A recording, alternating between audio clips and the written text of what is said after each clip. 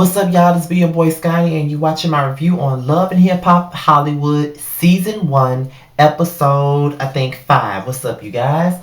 I got like 5 notes, so let's just get into it, you guys. I want to start off with Princess and Ray J. Okay, apparently Ray J was going out to shoot a music video in Miami.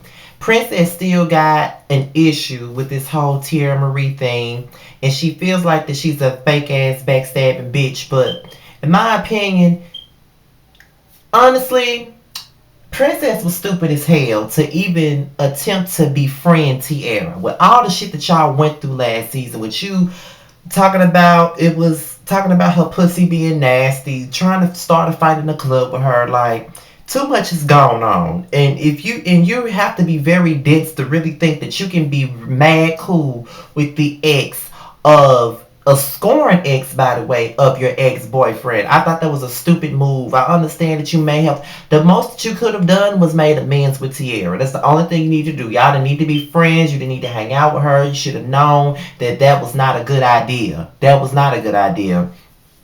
And you should have known also that Ray J ain't shit, because he still keeps in contact with Tierra at the end of the day. He met up with her, talking about if he called, will she come, and all that shit. So, and you already know that Tierra ain't over that nigga. So, that was just bad judgment on your part. To be quite honest, it was really bad judgment. And I'm not gonna judge you for your bad judgment, but that's just what it was. That's the only thing I can call it, because that was just stupid of you to even think that that was okay. You go to Miami with Ray J. He doesn't even let you come on the set. He wants you to stay at the hotel, but you come on set anyway. So then y'all get into it.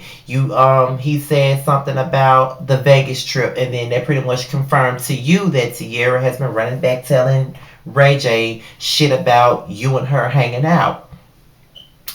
She pretty much broke up with him right then and there because she doesn't like the fact that he's still hanging out or still texting, still communicating with his ex-girlfriend, which I understand. I do understand it.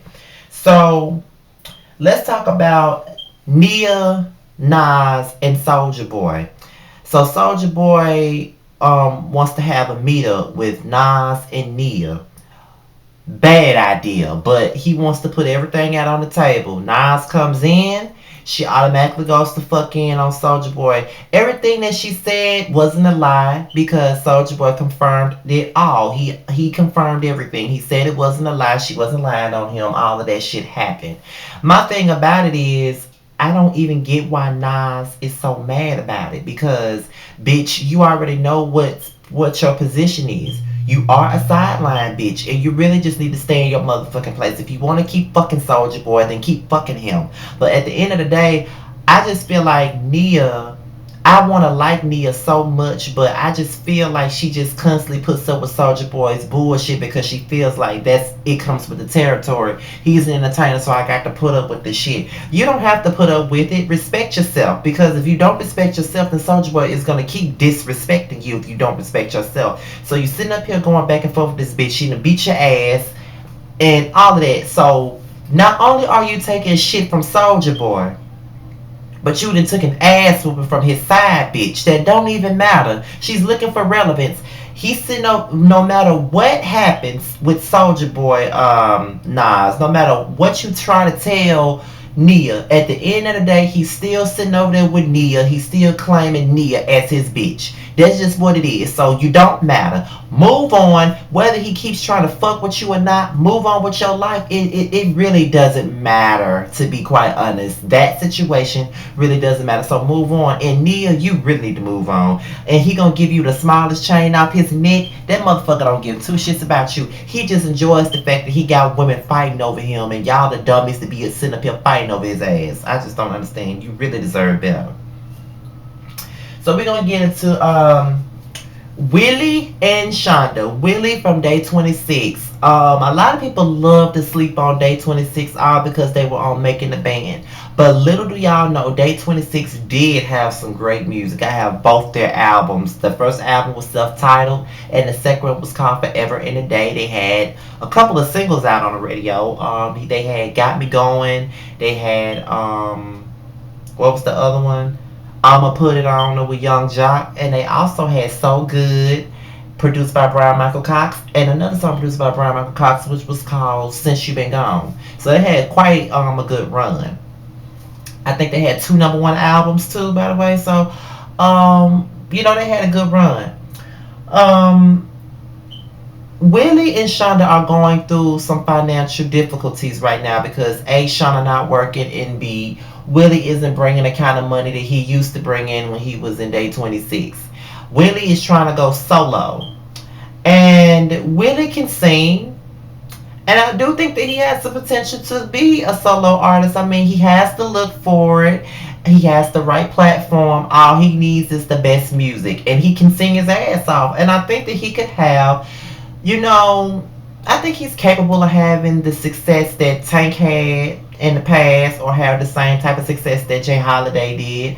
I don't, or even have the same type of success that August Alsina, that August Alsina had. He could probably have that August Alsina type of success. I don't see him doing what Trey Songz has done, but I do see him in that same lane as far as the music that he puts out. But I do feel like, as success is concerned, he can have some mild success like Tank or August Alsina had. I just don't see Willie doing big numbers like that. Shonda goes to April. They work out, and she, talks to her about the issues with their finances, and she wants to go back to stripping. When they were living in Chicago, Shonda was stripping before she had kids. After they had kids, Willie didn't want her to do it anymore. My thing about it is, why are you so quick to hop your ass back on the pole? Bitch, there's plenty of places you can go to fill out an application to get a job. Bitch, go to Kroger and bring up the motherfucking customers. Shit, go to Kroger and bring up the motherfucking customers every motherfucking day. Take your ass to a plant like the Nissan plant here in my city, and make them damn cars. Or shit, go and make pizza at Pizza Hut. If you need to do whatever you got to do for a kid, do that. I just don't feel like a married mother at that, should be swinging on a pole. But if that's what you feel like you got to do, then I won't judge you for it. But in my personal opinion, I don't think she should be doing it. So her and Willie goes in. They talk about their financial difficulties, and Willie wants her to trust him and wants her to have his back. He told her that if he needs her help, he would be man enough to ask her for it, but he's going to make sure that they make it. I just feel like she's so hell bent on going back to the club to shake her ass for some money, because stripping is something that she liked to do, and Willie cut that shit off when they had kids. So I feel like that's something that she wanted to do. That's something that she likes to do, apparently. So that's the only thing I can say regarding her getting her ass back on the pole to shake her ass again. As a husband, I wouldn't want my wife to be doing that shit either. You know what I'm saying? If you married and you got kids, stripping should be your last resort for anything. Bitch, fill out an application at Jitney Jungle and call it a day. So, let's talk about Moniz and Rich. Okay, I like Moniz and Rich together. They're having a conversation. They're gonna well, first of all, before we get into Moniz and Rich, let's talk about Moniz and her mother Marla. Her mama Marla looks very good for her age, and it's pretty much apparent that she had Moniz at a young age, which she announced on the show.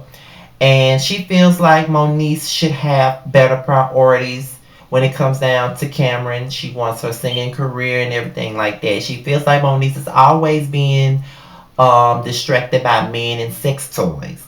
And she felt like Cameron wasn't a motherfucking priority to Moniz because she didn't call his name out. And Moniz felt like she didn't have to say Cameron as a priority because it's already set in stone that he is a priority. But, she feels like that's what it needs to be said. So she wants Marla to meet Rich. So we finally get to Rich, Marla, and Moniz having dinner.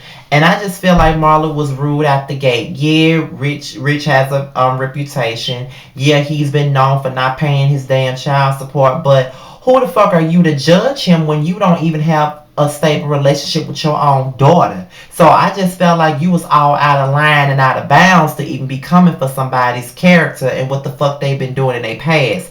Look at your motherfucking past, bitch. You don't even have a good standing relationship with your daughter. You really don't, so you can't really comfort somebody else about what the fuck they did in their past when you ain't got no squeaky clean past your damn self, bitch. So I just wasn't here for Marla doing that, and I'm glad that Rich stood up to her because I don't give a fuck what type of bad past he got. Ain't nobody perfect. Hell, Moniz ain't got no good track record either. So at the end of the day, nobody sitting at that table can judge the next motherfucker for what the fuck they did in their past. I'm just saying.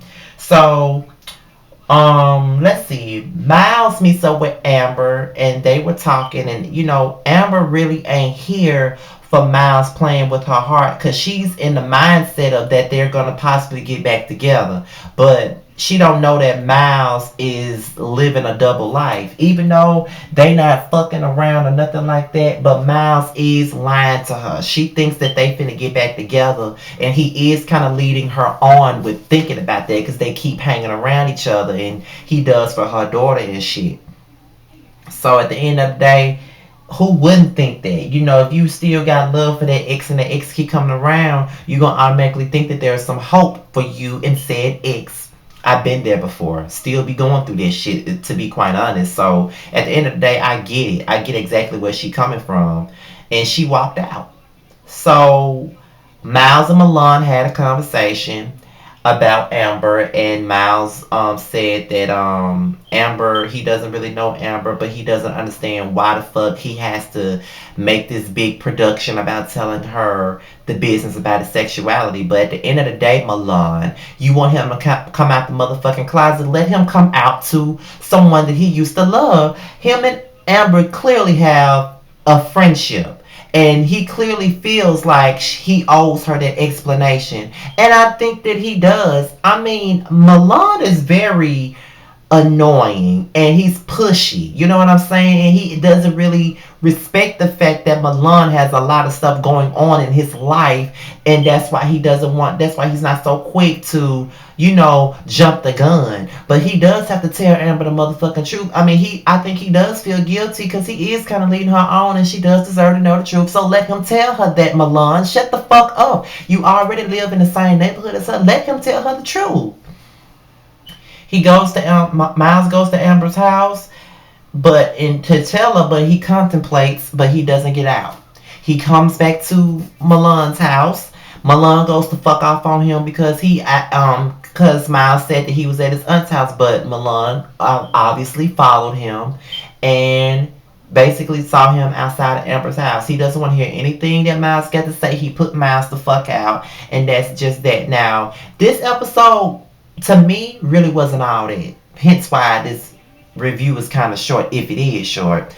Next week look like it's going to be very, very, very, very good. But I will say that Willie and Shonda is probably my favorite couple next to April and Omarion. Let me just say that.